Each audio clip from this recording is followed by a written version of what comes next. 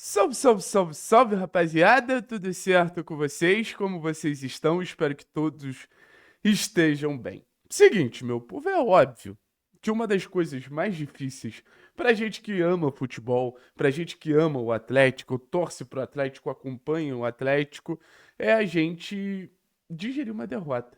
Digerir uma derrota às vezes é bem difícil. Ainda mais uma derrota num clássico, um clássico decisivo, um clássico que valia muito dentro de casa.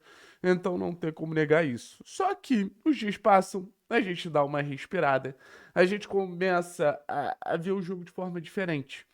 E não que a gente passe a aceitar a derrota, mas a gente começa a perceber que dentro dos 90 minutos o Atlético fez coisas boas.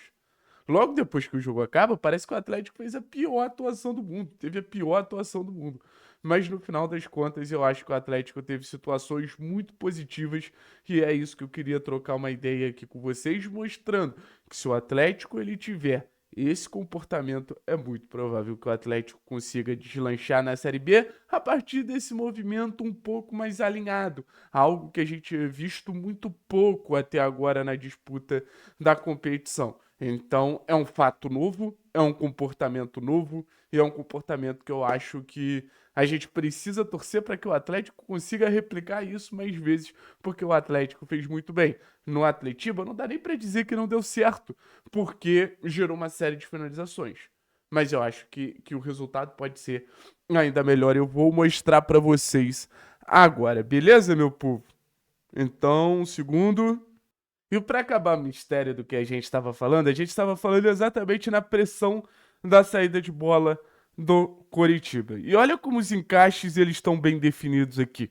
Olha como qualquer jogador do Coritiba que fosse alvo do passe, ele seria pressionado, ele teria um jogador destinado à pressão, quando não teria dois, assim. Então o Atlético botou muita gente no campo de ataque para tentar provocar o erro da equipe do Curitiba. E um detalhe que eu chamo a atenção aqui, prestem atenção nos slides que eu vou passar, o portador da bola sempre, sempre, sempre virado para trás.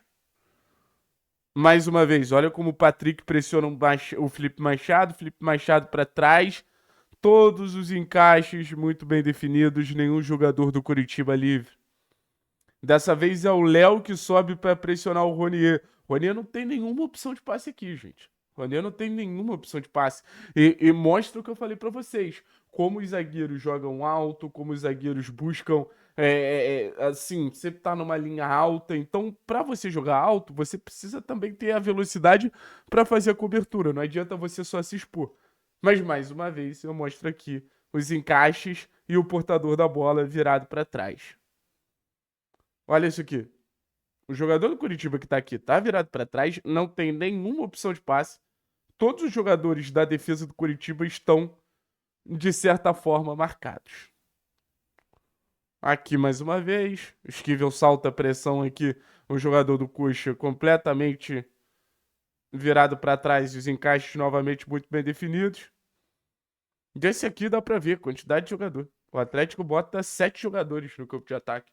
Se você tira o goleiro, só sobram 3, que devem ser os 3 zagueiros. Então, assim, por que essa questão da pressão ela é tão importante num cenário de Série B? E se o Atlético começar a replicar isso com mais eficiência, é natural que a gente consiga colher os frutos.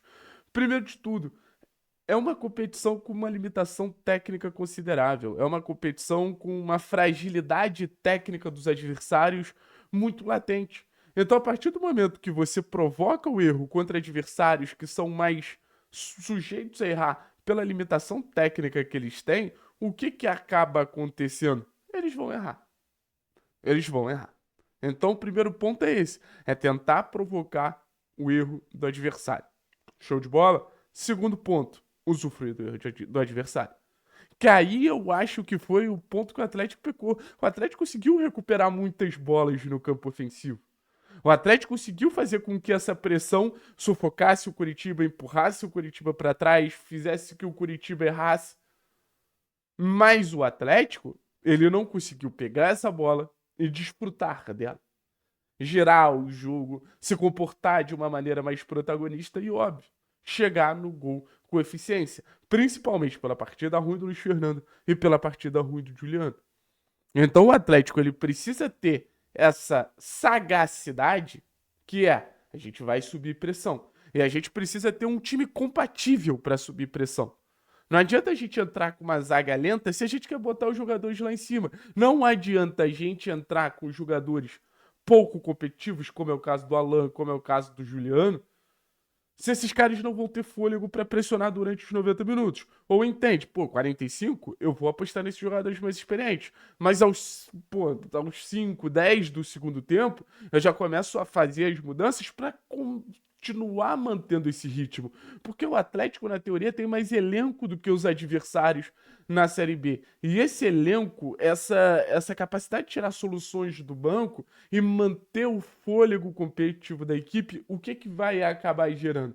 Vai acabar gerando uma continuidade de forçar o erro da equipe adversária e você vai poder pegar zagueiros mais cansados, laterais mais cansados, provocar o erro deles e você aproveitar os espaços mais perto do gol do adversário. Então a ideia do Odair, ela é boa.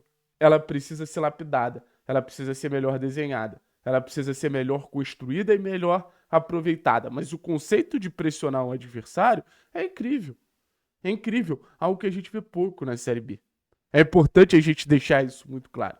A Série B é uma competição de blocos baixos. A Série B é uma competição de um funcionamento muito mais retraído. Então, se você for agressivo, se você for disposto a fazer esse tipo de movimento, cara, volto a dizer, você vai ser bem recompensado. E acho que os reforços do Atlético encaixam perfeitamente nesse modelo de jogo. Eu acho que os reforços do Atlético encaixam perfeitamente nessa ideia, nesse conceito que o Odair quer trazer. O Viveiros acho que vai conseguir pressionar muito melhor. O Mendonça eu acho que vai conseguir pressionar muito melhor. Sabe? Mas quem? O Lucas Sacha. Então o Atlético ele vai ter esse primeiro encontro da defesa adversária com o nosso ataque sendo um encontro muito mais forçado ao erro. Sendo um encontro muito mais sujeito a esse tipo de cenário. Então o que eu quero mostrar é que o Atletiba não foi de todo mal. O Atletiba não foram só problemas. No Atletiba não foram só questões ruins. A gente precisa separar bem. 50% dessa pressão foi bem executada. O pós-pressão precisa melhorar, tá? Então, é basicamente isso. É, é uma estratégia diferente do que eu estava imaginando o Atlético seguir, eu vou ser bem sincero com vocês.